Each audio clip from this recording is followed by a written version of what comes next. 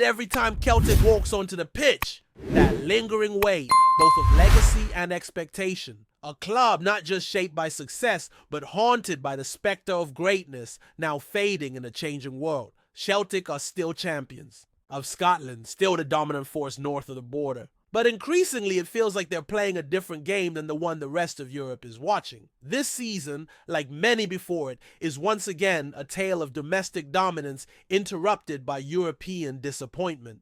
In the Scottish Premiership, Celtic are usually giants among men, but once they step into the arena of continental football, whether in the Champions League group stage or the Europa League knockouts, the tone shifts. The swagger is replaced by strain.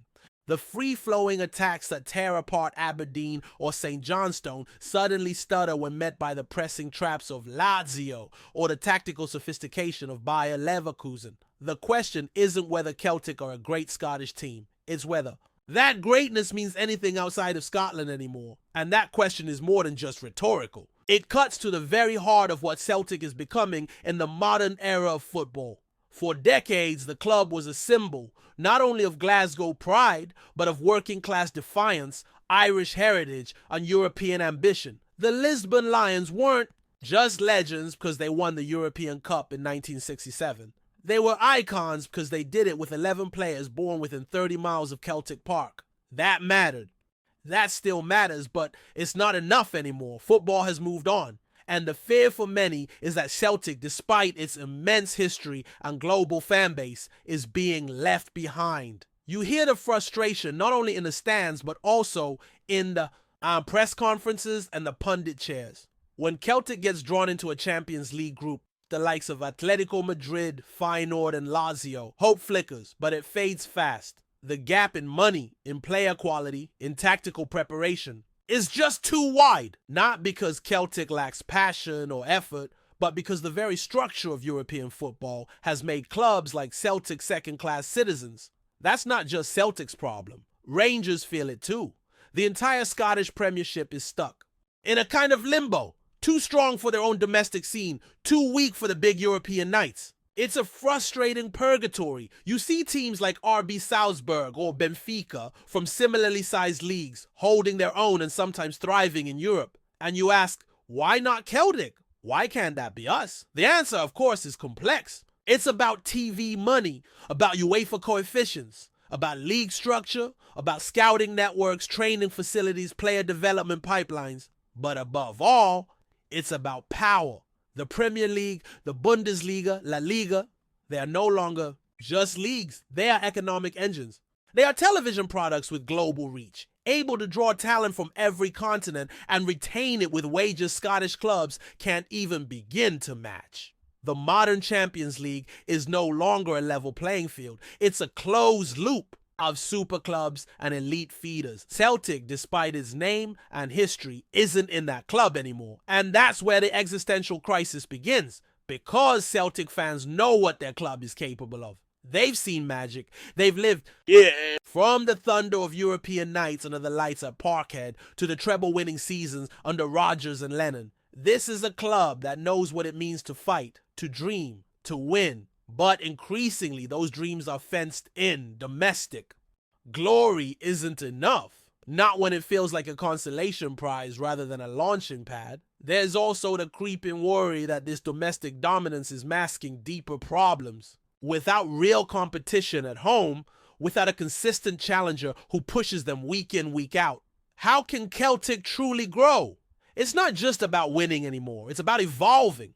And evolution doesn't happen in comfort zones. It happens in adversity. Celtic don't face enough of that in the SPFL. Not in a way that truly tests systems, tactics, and resilience. Some have even begun to ask the unthinkable. Is it time for Celtic to leave Scotland? The idea isn't new. For years, whispers of a move to the English Premier League, or at least the English Championship, have surfaced whenever the gulf between Scotland and Europe becomes too glaring.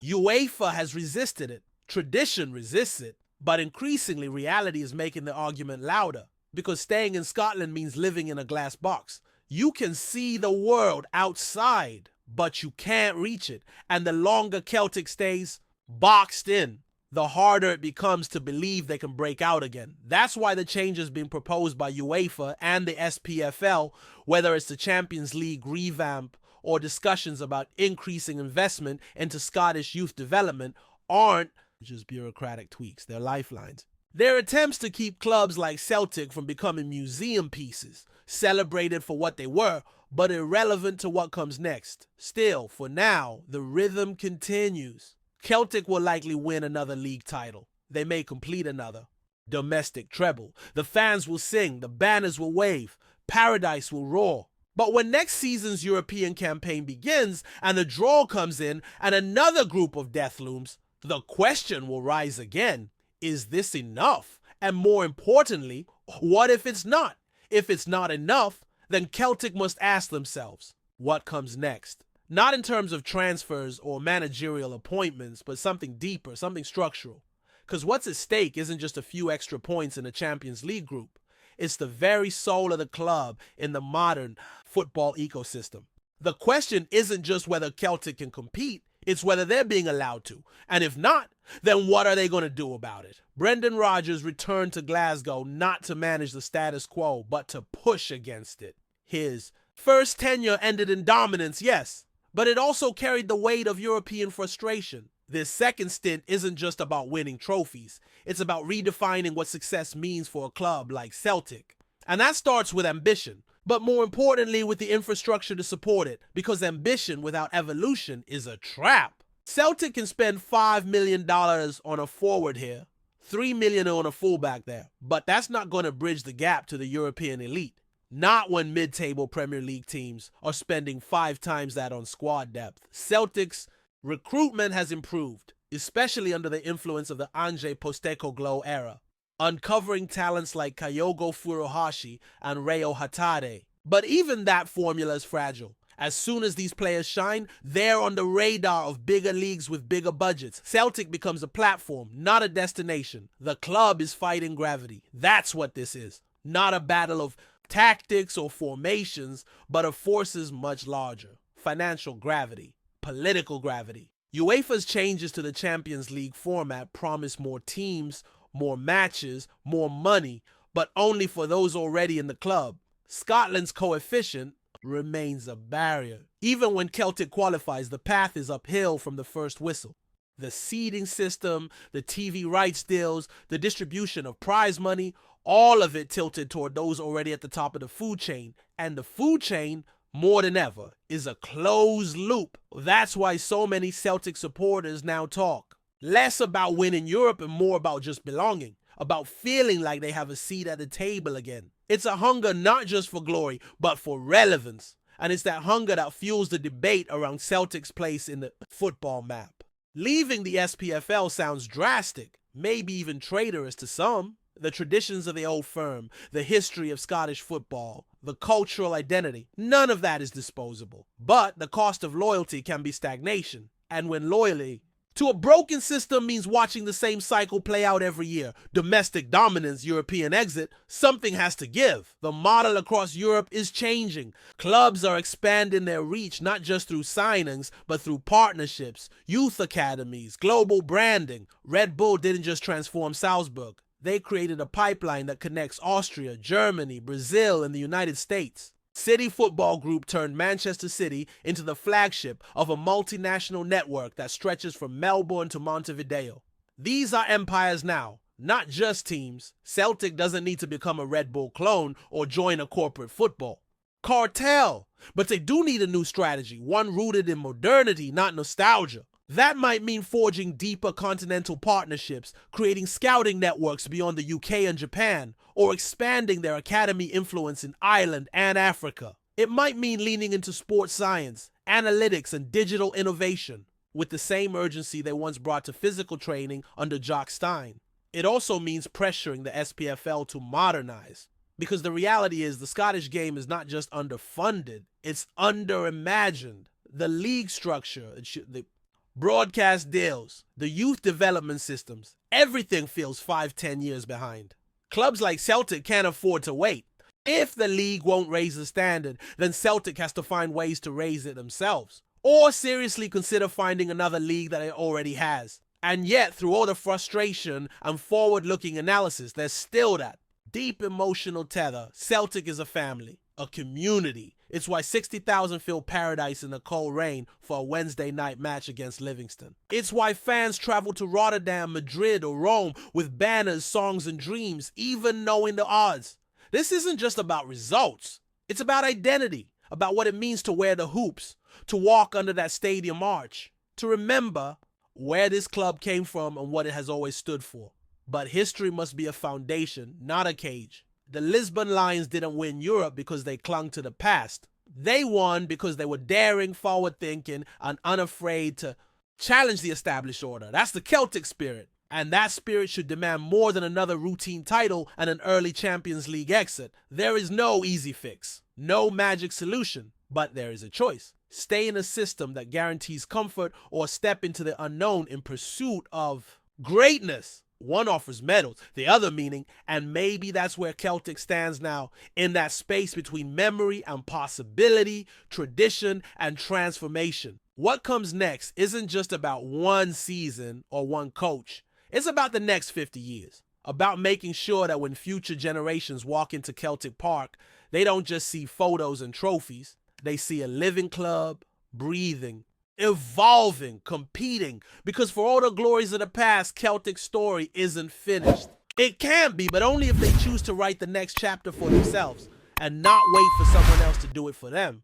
But before we continue, don't forget to subscribe to our channel and give this video a like. Your support helps us keep bringing you the latest updates on the Dallas Cowboys. Feel free to share your thoughts on the news in the comments as well. Baker Mayfield's arrival in Dallas has sent ripples through the NFL landscape. After a turbulent tenure in Carolina, where flashes of his rookie brilliance were overshadowed by inconsistent play and locker room drama, Mayfield now steps onto the star-studded turf of AT&T Stadium as a Cowboy. It is a marriage of necessity for Dallas and of opportunity for Mayfield. A chance to reset under one of the league's most scrutinized franchises. From the moment he donned the silver and blue, Mayfield's confidence was palpable. He strode into the team facility with the swagger of a gunslinger, ready to prove that the talent which made him the first overall pick in 2018 remains intact. Cowboys head coach Mike McCarthy has hailed Mayfield as a competitor with heart,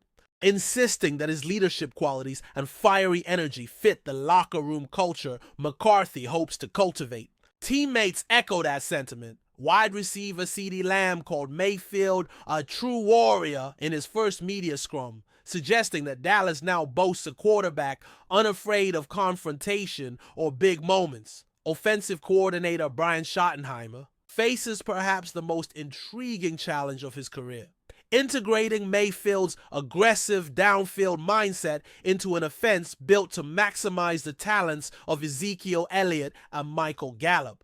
Early practice reports emphasize Mayfield's chemistry with the receiving core, precision on back shoulder throws, anticipation of deep breaks, and the audacity to challenge tight windows. Yet questions remain. Can he master the Cowboys' playbook quickly enough? Will his ball security improve under McCarthy's insistence on turnover avoidance? Defensively, Dallas has long been a fortress, now bolstered by Micah Parsons' pass-rushing exploits and Trevon Diggs' lockdown. Coverage: the Cowboys hope to lean on Mayfield to outgun opponents rather than outlast them. In a division loaded with high-octane offenses, Philadelphia's aerial assault and Washington's bruising ground game, Mayfield's arm could tilt the balance. Off the field, Dallas fans have already embraced their new leader, social media. Posts showcasing Mayfield's Texas Cowboy hat and a stadium tour went viral, underscoring the enthusiasm surrounding his arrival. Local sports talk shows buzz with debate. Can Mayfield silence his critics and revive a franchise desperate for postseason success? His answer lies in his performance under the brightest lights of NFL Sundays. Ultimately, Baker Mayfield's Cowboys tenure will be judged by one metric: wins. If he can deliver victories in December, or better yet January, then the gamble will pay off. Until then, the question hangs heavy over Dallas. Is Baker Mayfield the missing piece of a Super Bowl puzzle, or merely another quarterback in America's team's long search for glory? Only time and Mayfield's arm will tell. That's it for this update. If you enjoyed the video and want to keep receiving exclusive news about the Dallas Cowboys, please subscribe to our channel and give this video a like. We always look forward to your comments and opinions. See you in the next video.